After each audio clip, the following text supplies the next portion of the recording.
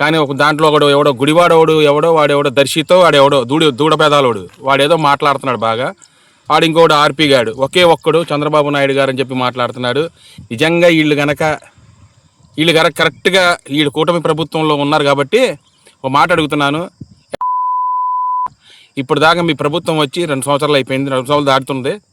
ఇప్పుడు దాకా మీ నాయకుడు ఏమైనా హామీలు నిలబెట్టాడరా? మీరు ఎంతవరకు జగన్మోహన్ రెడ్డి గురించి మాట్లాడతారు? జగన్మోహన్ రెడ్డి 11 ఏంటి గ్రామ సింహాలు. ఒక మాట చెప్తున్నాను మీకు, అతను మొగాడే కదరా.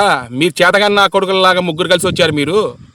అతను మొగాడే, అతను జగన్మోహన్ రెడ్డి అనేవాడు మొగాడే. ఇప్పుడు దాకా ఏ ఒక్క పొత్తు లేకుండా ముందుకు వచ్చి 18 సీట్లు కట్టాడు, 67 సీట్లు గెలిచాడు, 150 సీట్లు కూడా 11 సీట్లు కాదు ఒక్కడే. మీలాగా 3-4 వేసుకుని రాలేదు కదా. మీరు ఎంతవరకు జగన్మోహన్ రెడ్డి గురించి మాట్లాడుతున్నారు? మీరు చేయాల్సింది ఏంటి?